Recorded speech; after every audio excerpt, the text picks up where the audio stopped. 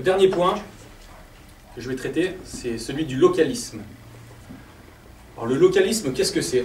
C'est un courant qui est confluent de l'économie, de l'écologie, de l'identité. Le localisme, c'est relocaliser les activités économiques et humaines. Le localisme, c'est permettre de vivre et travailler au pays. Le localisme, c'est contrer les effets néfastes de la mondialisation qui se caractérise au niveau économique par les délocalisations pour permettre un maintien du tissu économique dans nos régions, dans nos villages, dans notre pays, sur notre continent. Le localisme, c'est permettre tout simplement au local d'exister face au global. Alors pour cela, nous avons une mesure phare que j'ai présentée aux députés français en leur écrivant personnellement une lettre. Certains m'ont répondu d'ailleurs, et c'est une bonne chose, ça montre que nos propositions sont sérieuses, sont écoutées, sont audibles. Notre proposition est la suivante, c'est la détaxation de la proximité. Alors qu'est-ce que ça signifie détaxer la proximité? Ça signifie tout simplement qu'on va peu taxer ou pas taxer un produit qui sera consommé et produit localement, et surtaxer un produit qui sera fabriqué d'un côté de la planète et qui sera consommé de l'autre. Pour donner un exemple, si vous devez consommer une pomme, vous la paierez moins cher si elle provient du verger d'à côté que si elle provient de Nouvelle-Zélande. Si vous voulez acheter un steak, vous paierez moins cher votre steak de Salers qui vient d'Auvergne plutôt qu'un steak qui vient d'Amérique du Sud. Ça paraît logique, ça paraît être le bon sens. Et pourtant aujourd'hui, ça ne se produit pas, ça ne se fait pas. Et on marche sur la tête. Lorsque nous étions dans le Gers avec Richard Roudier, nous sommes rentrés, nous avons rencontré des petits maires, enfin, des maires de petites communes. Ils n'étaient pas tous petits, les maires. Et nous avons découvert que la plupart d'entre eux étaient éleveurs évidemment. La spécialité du Gers, c'est la volaille. Nombre d'entre eux connaissaient des personnes, ou eux-mêmes parfois, avaient mis la clé sous la porte, avaient fermé leur élevage parce qu'ils n'arrivaient plus à vivre, ils n'arrivaient plus à vendre tous leurs produits. Et lorsque nous sommes allés dans un supermarché du Gers, nous avons vu, oui, les poulets du Gers, très beaux, très bonne qualité, savoir-faire ancestral, poulet élevé en plein air. Ils étaient 2 à 3 fois plus chers que le petit poulet qui venait de Chine. C'est-à-dire qu'aujourd'hui, dans le Gers, on paye moins cher un poulet qui a fait 5-6 000 km, qui a été élevé dans des conditions environnementales, écologiques abominables, avec des personnes sous-payées, qui sont mis en concurrence avec nos éleveurs, et nos éleveurs du Gers, eux, mettent la clé sous la porte. Alors certes, pour l'entreprise qui fait l'import de poulet, c'est peut-être rentable. Est-ce que c'est rentable pour l'éleveur? Est-ce que c'est rentable pour le consommateur? Est-ce que c'est rentable pour la société qui paye des chômeurs en plus?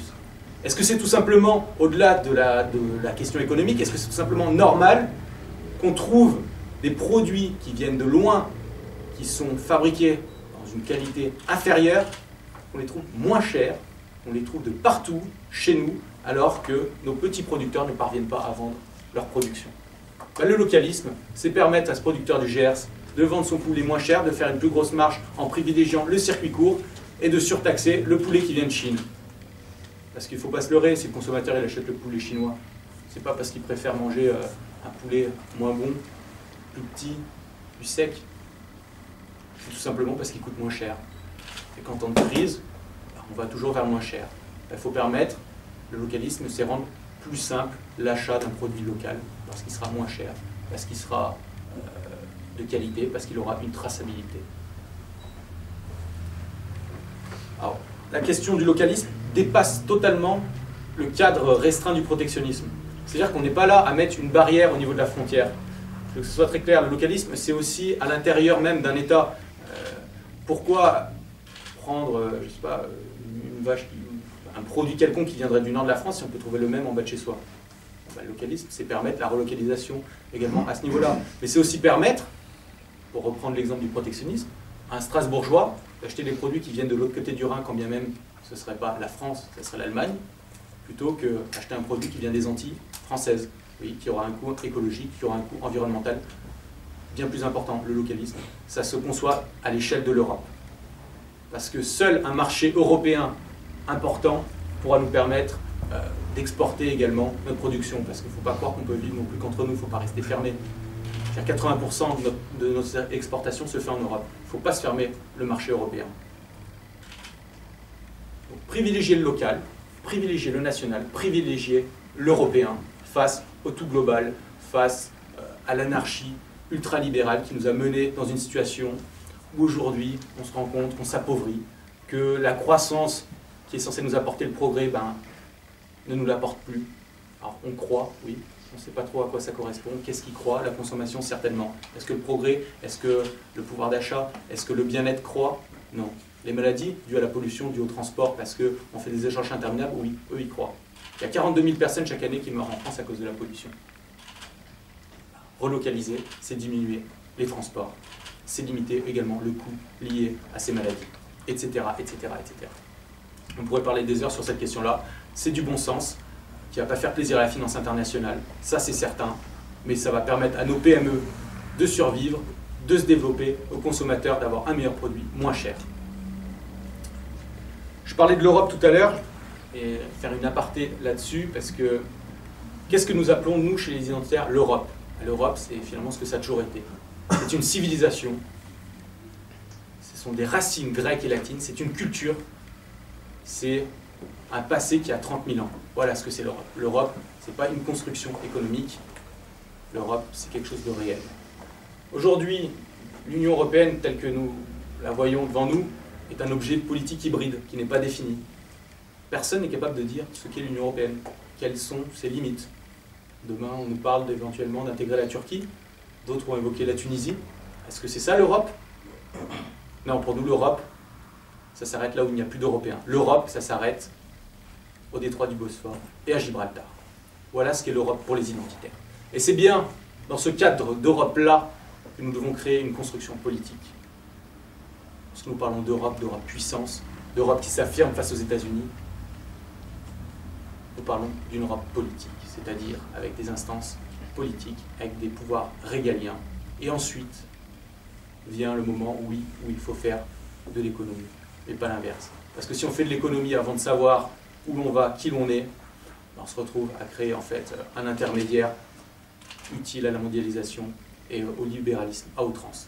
Donc nous voulons une Europe politique parce que nous voulons une Europe civilisationnelle, parce que nous voulons défendre notre identité. Aujourd'hui, ce n'est pas simplement la France qui est menacée, c'est l'Europe. Menacée à la fois dans son identité profonde, face à une submersion étrangère, menacée économiquement parlant, face à une mondialisation qui ne permet que la survie de pays à l'échelle civilisationnelle, la Chine, les États-Unis, l'Inde, pourquoi pas demain l'Amérique du Sud. Là-dedans, si nous voulons exister, nous devons créer cette Europe politique, cette Europe identitaire. Et c'est bien dans ce cadre-là que le bloc identitaire s'inscrit. Alors, je vais terminer. Je pense que tout le monde a saisi les grandes lignes, ce qu'étaient les identitaires. Les identitaires, ce n'est pas simplement ceux qui s'amusent à faire des actions nouvelles, ce n'est pas simplement ceux qui font des happenings, c'est aussi des personnes qui réfléchissent à un programme qui ne concerne pas que l'islamisation, qui ne concerne pas que l'immigration, qui ne concerne pas que l'identité, mais qui concerne des tas d'autres sujets parce que tout est lié. Le localisme, la démocratie directe, l'identité, la préservation de ce que nous sommes. Ce projet politique, moi je vais tout faire pour le porter aux Français, je vais tout faire pour le porter au plus haut niveau, je vais tout faire, je vais me donner à fond, c'est ce qu'on fait quand on fait des semaines comme celle-ci avec Richard. Je vous assure que le soir, on n'en peut plus parce qu'on n'arrête pas de 7 h du matin à 20 h le soir. On fait ça parce qu'aujourd'hui, on n'a plus le choix, on est dos au mur. On se rend compte que notre population est sensible à notre discours, mais que les dirigeants politiques ne changent pas. Ben nous allons les faire changer. Et nous devons y arriver, car nous n'avons pas le choix. Le choix qui se propose à nous, c'est la liberté ou la soumission. Et de tout temps, les Européens et les hommes libres ont choisi la liberté. Et nous, cette liberté-là, on va la défendre. On la défend avec nos tripes, on la défend à tous les niveaux, au niveau politique, au niveau local, au niveau associatif. Dans toute la vie d'un militant, il faut penser à ça. Il faut penser qu'aujourd'hui, nous n'avons plus de choix. Nous devons vaincre pour ne pas mourir. Je vous remercie.